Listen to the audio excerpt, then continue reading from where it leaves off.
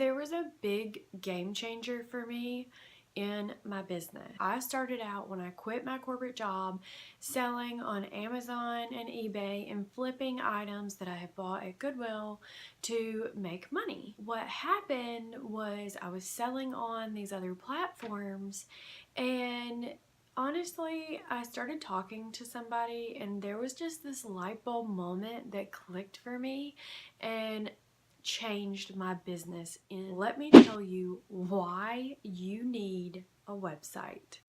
A lot of you are using platforms like Facebook, Instagram, Etsy, even your Amazon store or your eBay store. You're using these as your website, but what you don't realize is that you don't own that content. That platform, if it disappeared, if they decided to get rid of your product, if anything happens, you do not own that content.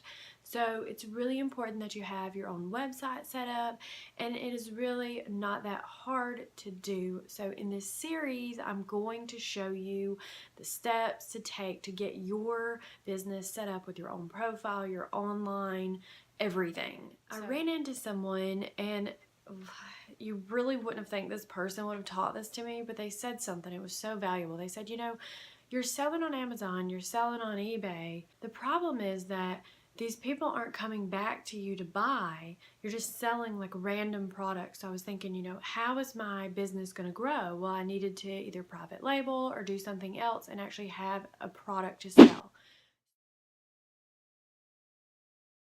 So I started taking those people from Amazon and eBay and putting them on my own email list, funneling them to my email list when they bought an item, or funneling them to my website to go back and make another buy.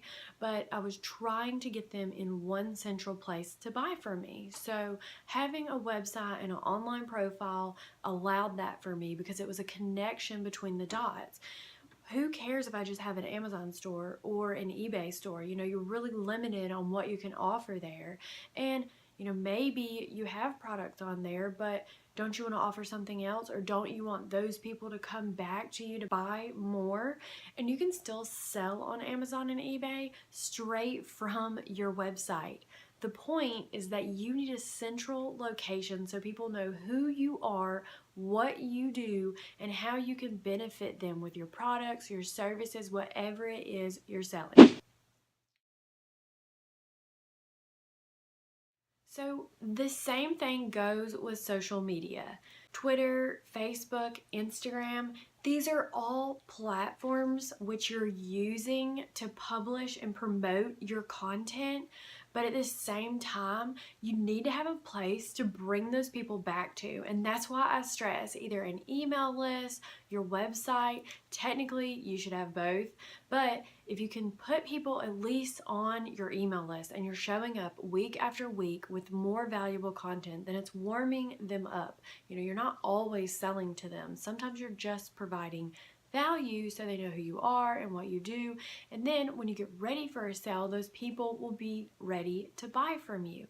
When you're on a platform, say like Instagram, there's not really a whole lot to do. There's only a few options. You have your post, you have your bio, and what's the one thing that you can click on in the bio? It's one link. That's it. You get one link. You want people to do something, right? What do you think the link's supposed to do? They can do everything they want on your profile. They can see, pictures that you post, and you can put a bio out there, but essentially it's supposed to link to something more, like maybe who you are or what you sell. It's the next step in the process. Some people use that as like a guide for them if they're a business coach, or you should be drawing people back to your website, your email list, no matter what platform you're on. Somebody brought up the question to me the other day and said, well, what if your website got hacked, or your name got hacked, or you couldn't access your social profile because you forgot the email? I know somebody lost access to their Facebook, and really I think it boils down to laziness, but either way, one of the big things that I said was, well, if you have an email list, those platforms can go away anyways. Think about MySpace. I'm pretty sure it's still around, but do you use it? Probably not. And the thing is, if even if the platform's still there, it doesn't mean that the people are there. So you can advertise on that platform all day, but if people aren't there and it's not your audience and they're not wanting to buy from you, then it kind of defeats the purpose of what you're doing. So you're trying to bring people off of these social platforms onto your email list, onto your website, where you can keep warming up the relationship and they know who you are. So you already are in front of them. It's a face, it's a warm brand where they can see, oh, I already know this person. So you're building a relationship with them by bringing them into your world. Are you starting to get the hang of this sales funnel thing? Does it make sense what I'm talking about? If so, hit the like button and let me know that this is making sense. If not, please put a comment below and we can talk about it. But just keep following me. It will make sense by the end of this, I promise. When you're creating your sales funnel, it takes time. It's really about trial and error and seeing what people respond to. So you have to know what you're selling. What is it that you're selling? And if you want them to come and engage with you and get on your email list, get to your website, you have to think, okay, I'm selling them something. Now I want them to join my email list or buy something and get on my email list. So they can get on your email list different ways. They can buy something and join your email list, or you could put them on your email list and warm them up to buy from you later on. But the whole point is to get that relationship going so that you can kind of either get feedback on a product that they buy from you or a service that you're selling, or if you haven't sold the service yet, it will help you create the content for selling the service.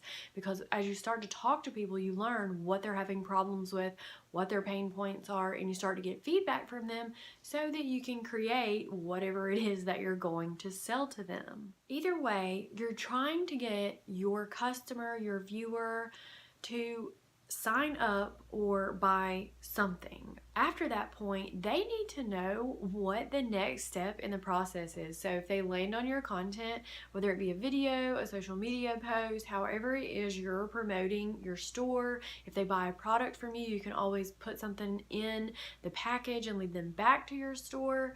Or if it's a service and you have your email funnel, you can continuously keep selling to these people. So on the first email, it might just be a welcome. On the second email, it might be tips and tricks or some tools to help them get started. It can be an email funnel that you put them in. So it's a constant, gradual relationship that you're continuously showing up for over and over again, and you're trying to help your customer or potential customer solve some kind of problem, and they're looking to you for the next step and the next step and the next step. So you're solving something for them, they just may not know it. And remember that you're not always selling.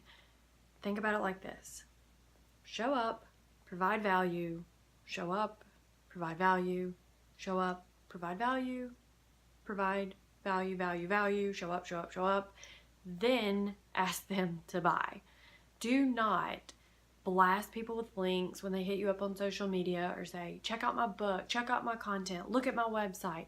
If someone did that to you, you're not going to want to buy. Think about it. When you're going through the mall and those people are hollering at you, hey, come here, try this, try this, try this. What do? The first thing you do is say, oh my gosh, nope, I'm busy. Oh, sorry, thank you. And you just keep walking on by, you know? Seriously, it's like, oh no, thank you. I'm good, thank you. No, you're not going to buy from somebody that does that to you. So why are you doing it to someone else? It doesn't make sense. So stop doing it. Stop doing it. Stop spamming people and start building a relationship with someone if you want them to buy from you and be a longtime customer of your business, your brand, your product, service, whatever it is that you want to sell them, whether it be something right now or something later. It needs to be a relationship. This isn't just a business where you're shoving products down their throat. And I want you to just think about this, whether you have your content planned out or not. It's all a puzzle. So you're giving them pieces of the puzzle. If they haven't bought from you yet, The catch is that you want them to buy at some point, so you need to be giving them a piece of the puzzle here, a piece of the puzzle there, but not everything at one time, because you want them to come back and want more. So if you give everything away, they don't need to buy anything from you. So there is a fine line between it, but I'm going to teach you and go more into this throughout this series, but just to give you a formula so maybe will help you think about this in a different light. So when you're getting ready to share your content, think about backing into the problem. So whatever you're selling is the how, and that's going to be your paid item, whatever it is. That is the big thing. So what are you selling? Is it your service? Is it a product? What is it that you're selling? So you're gonna give them the pieces of the puzzle, but not the actual how. So when you're sharing your content, you're gonna share with them either the what or the why. So if you know what you're selling, then the rest is easy. You're giving away the what and the why for why people need to come and follow you or buy your product, what they're going to get from you, what benefit they're going to get from you, and this product or service that you're selling. All of this is free. These are pieces to the puzzle. It might be a video that you put out, it might be a social media post that you put out, it might be a blog post that you put out, but these are all pieces to the puzzle where you're trying to filter people into your system, which is your email funnel, and you're building them up for the buy. So the what and the why is what you're telling them, which is free, and essentially at the end of this you're going to have the paid product, which is your how. So if they were coming to you to bake cookies, then you're going to show them, hey, here's the steps that you need to bake the cookies, and I'm going to give you a download where you can get the ingredients that you need for the cookies. But if you want me to actually show you and help you prepare this, then you're going to have to download my cookie baking class, and it could be something that you sell for like $19.99.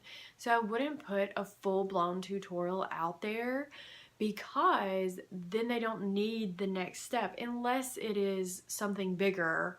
So if it's not a big deal for you to show them really quick how to cook things, or 1, 2, 3 steps, then that's fine, but you just don't have to go into so much detail when you're showing them the what and the why and going through the process. If they want that next step, they actually have to buy from you. Teaching you about the sales process and how to start building this, and why you need an email list, a website, what these things entail. In order to get set up on these, I have created a cheat sheet and said, hey, if I started over today, what would I do and how would I start my business or any business idea, whether it be a blog, a YouTube channel, any website. I sat down and said, okay, if I had a product or service idea, what would I start over with in selling this product online? Created this cheat sheet. There are 6 easy steps in the download below, so make sure and get it. It's going to help you get your business started up and on point from literally start to finish. It is how to get it set up, how to get your email, and then all the process for your social media and your analytics and everything that you need, as well as tools and resources that I use. I'm Brandi of blogginbrandi.com, where you can find tons of free resources to help you brand your business. Thanks for watching. Make sure to subscribe for good vibes and to keep your business on point, as I'm sharing more in this tutorial. So we're going to go through this throughout the next videos to come, and I will see you in the next video.